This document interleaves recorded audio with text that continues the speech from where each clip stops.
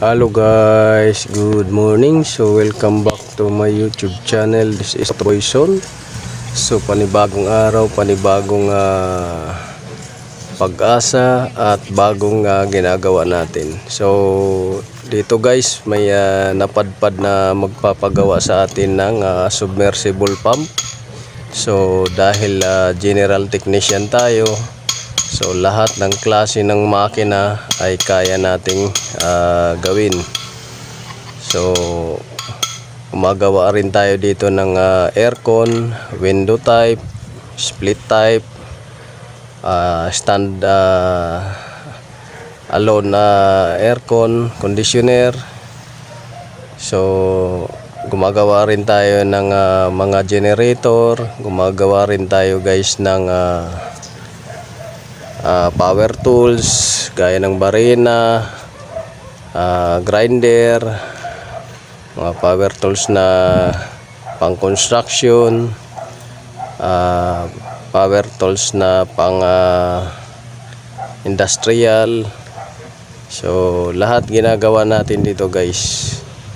So ito guys, ginagawa natin ito humina daw guys yung ikot nito. So dahil sa submersible pump to, so una nating titingnan kung may tubig. So pagbukas natin guys ay basa guys ng tubig yung mga wire. So may possible na umabot na doon sa winding yung tubig. Pero i-check natin guys yung resistance ng wire, kung okay pa yung resistance, hindi ba nasunog, hindi ba nag overheat tong pump na to. At i-check din natin yung field nya kung hindi siya shorted o grounded. So dito guys, nakita natin may mga kalawang na, meaning pumasok na yung tubig dito, umabot na. Hindi lang nila napapansin dahil ang gasket nito guys ay deform na, flat na talaga. So makikita ninyo, ayan, may tubig na namuo dyan. So dito naman sa field windings ay basa. So pagka ganito guys, hihina talaga yung ikot ng motor ninyo dahil pinasok na ng tubig at mag high resistance na siya. Kasunod niyan, mag overheat na yung field windings niya. So unang gagawin natin ito guys, para mapagana natin, ay patutuyuin natin at babalutin natin ng silak dahil natanggal na yung silak na insulation niya sa magnetic wire or magnetic copper wire. So yan yung una nating gagawin.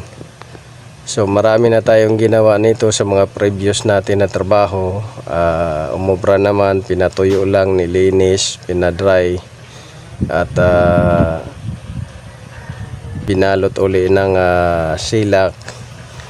Minsan naman babalutin mo to ng ere tip mo para hindi talaga siya mag short.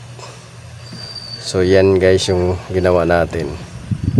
So mga gustong magpagawa, gumagawa tayo ng mga power tools, kahit anong power tools, at makina, generator, makina ng bambot, makina ng kahit anong makina dyan. Basta available ang parts natin, magagawa natin yan.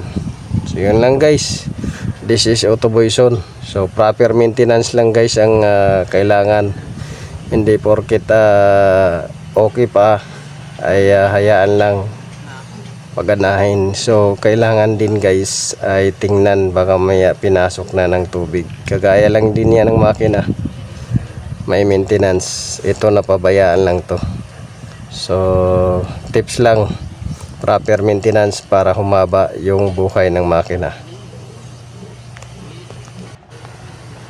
So maraming salamat sa inyo guys sa panonood. So pakisupport na lang guys ng YouTube channel natin para mas marami pa tayong magawang content sa inyo at ma-share sa inyo. Itong video na to ay para sa kalaman ng lahat na si Otoboy Zone ay hindi lang pang makina ng sasakyan, kundi gumagawa rin ng makina ng pangdagat, makina pang industrial, at mga power tools, at mga household aircon. So yun lang guys. So nag-overhaul din tayo dito ng radiator, at nagka-calibrate din tayo dito ng injector at saka injection pump diesel. So yan yung kayang gawin ni Otoboy Zone. At pasensya na kayo guys minsan sa ating video.